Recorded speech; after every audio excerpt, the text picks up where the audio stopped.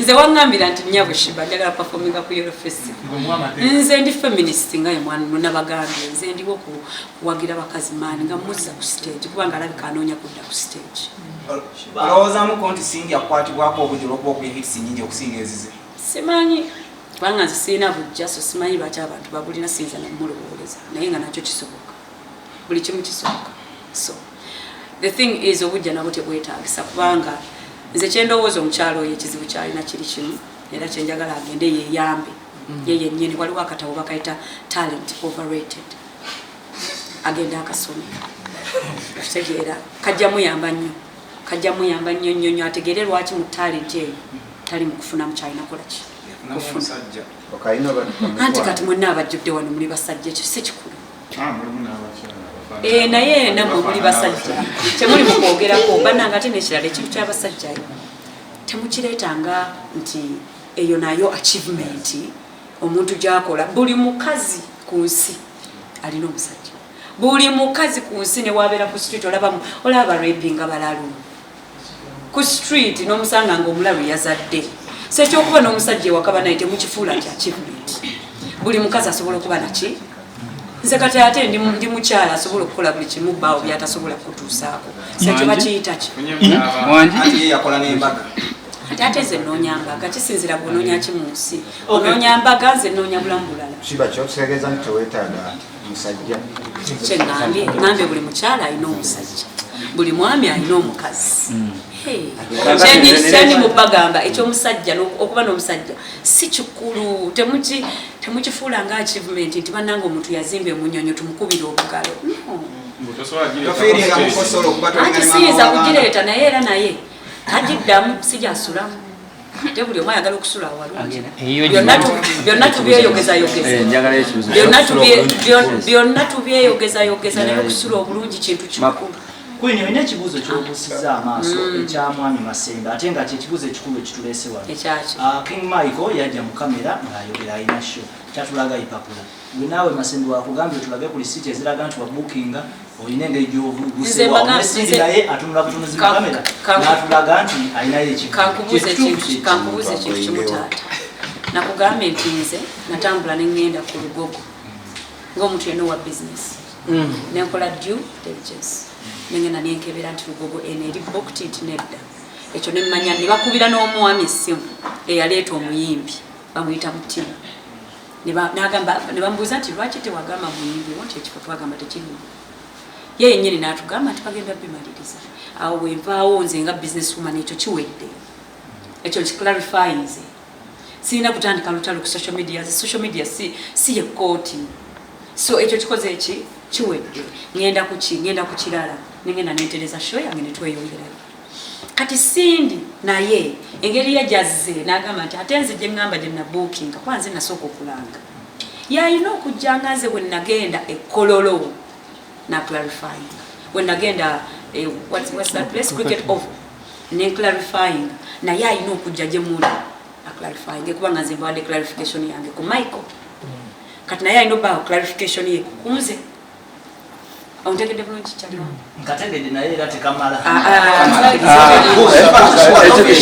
ekibuuzo kyange tolinga maama w'abaana mu bateno kuba ye muzadde w'abaana ate kati bikwataganira wa buli ayimba azaala buli ayimba tazaala ebyo bikwataganya waga oli munnamawulire buli akola omunnamawulire muzadde banetubuuza ebintu ebinyuma ninaze ekibuuzo kyange kyenjagala okubuuza ku federation oli vice president mwavaayoko ne mugamba nti mu meeting eyo temwagala mu bamanager netulabamu manager beta mwali tetumanyi kyakolamu omukulu Mamuli Katumba yavaayo nakolimira era n'abayimbi abamu bali eyo bagamba nti oyitiriza nnyo obukambwe n'obwa arrogance ne fugebbi twagala clarifying ku nsonga eyo era Mamuli Katumba lwaki naye akukolimira okutuuka ku eryessa kyenyiza bagamba bisigenda kubiddamu nina video shoot amazima gange ngamanyi okiwulira agamba Mamuli Katumba naye agamanyi n'abajja ku federation amazima bagamanyi kati wewulo kususina maanyi gaabwe kirungi with time everything reveals itself aba East African Canadian Association bakutegekedde omwoleso gw'omulundi ogwokusatu guno nga gubeerawo buli mwaka gwe batumye the East African Canadian Association Tourism and Cultural Expo 2023. omwoleso guno gwakubeerawo okuva ng'ennaku z'omwezi 14 okutuukira ddala ng'ennaku z'omwezi 17 omwezi ogw'e11 awo ku Marriott City Center Hotel mu kibuga Toronto mu Canada. mwe mwenna abaagala okwetaba omwoleso guno muli bakusasula $250 zokka ate mu abaagala okwolesa mujja kusasula $2500 zokka. okumanya ebisingawo ku nteekateeka eno weewandiise ku mutimbagano gwaffe ogwa www.eaca.ca ne ku email registration@eaca.ca oba okube ku namba yaffe ey'e Canada +3 oba ey'e Uganda +257 n'ey'e Kenya +245 Airbnb home ge maka gapangisibwa nga galimu buli kimu ojja nango ezo zokka gasangibwa na mugongo kumpi n'ekiggwa ky'abajulizi oluguudo lwa Kolansi paka ku gate. Galina sitting room enteeketeeka obulungi, dining, effumbiro kw'ossa n'ebisenge bisatu okuli ne master bedroom. Waliwo wifi, CCTV kamera ziraba ebweru ne munda. Ku kisenge waggulu kuliko amasannyalaze okwetangira ababbi, garden nnungi, parking nnungi, gate ya remote. Ekifo kino kyakolomoddatinga abantu okuviira ddala ku muntu omu, couple, family nammwe abategese bu party obw'enjawulo kuba ku namba z'essimu eziri wansi awo.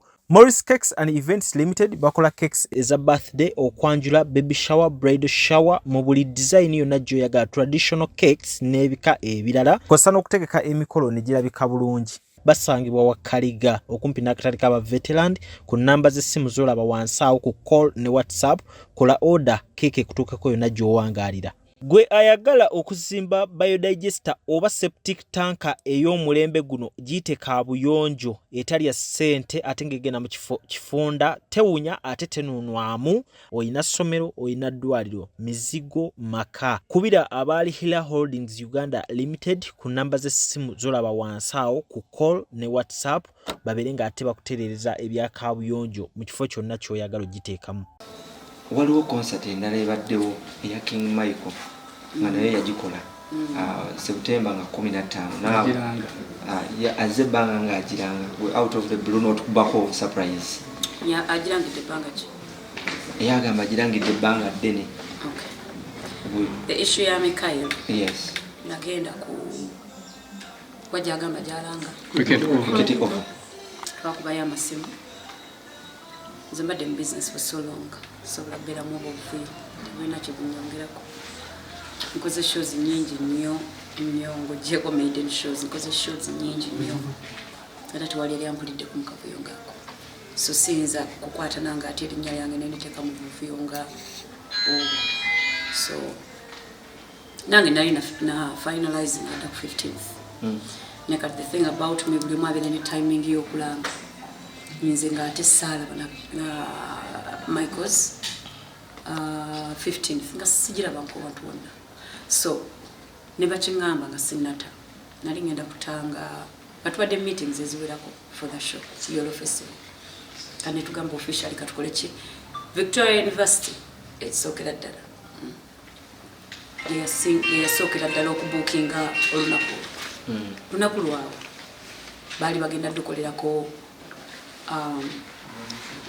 Graduation. And it flows every year. Babira ni graduation abakimanyi mukimanyi. So ne bampita ndi ambassador. Ndi ambassador wawe. And when I went nituteesa ntogera ku the graduation, we had beautiful ideas. But then nange nga nina Yolo Festival ate nga nange nali plan nga giteekawo Kololo. Airstrip. Kanenchi bagamba ne bagamba how about tukolere ddala ki ennaku 3 ezabina ebintu kubanga bo babeera n'ennaku 3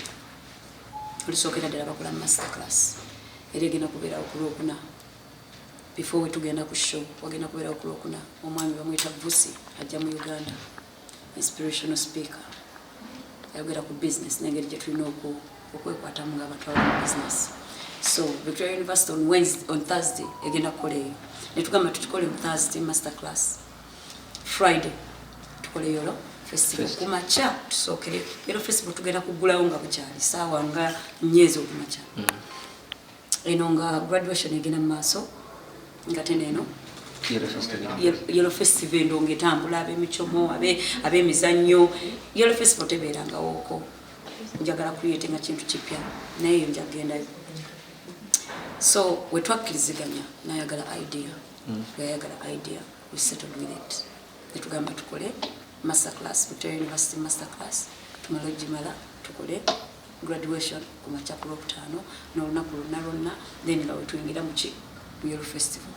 so naye ne basooka babeera nga balina communicating nabo ku bantu kubanga babeera n'abantu bangi those who come out of the country those kati ngate nange bwencheso tinga mbaddeko ne bimbadde maliriza emeze giwedde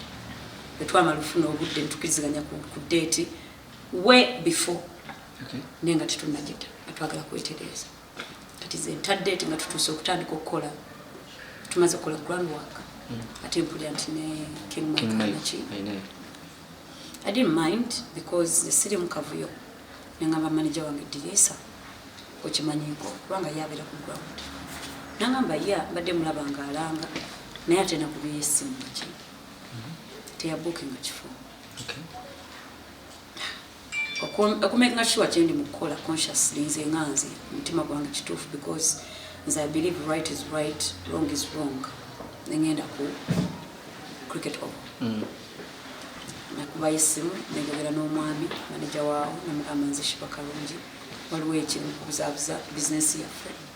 nenjagala kujjawo nkyakumakyampuli ki clarifying because manager wange ngamba simbooking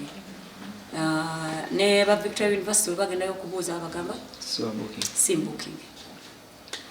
I went to the venue the next day in the morning kyekintu kyebimu kubye nasooka okukola ne ba meetings zange nabo nempitawo nenjogera nabo personally ne banzigirayo olupapula gyebayita MOU memorandum of understanding gyemukkirizganyizaako nti bakukkiriza okukola mu kifo naye nga bamugamba nti ekifo tekiriiwo ate sikati mu February kumpi last year August yagenda n'akeberawo mutima ye yali mu kino ekintu era ne bakubira ne mutima n'abagamba n'atugamba nyaliwo ku ssimu n'agamba omwami nti nze nakitegeera era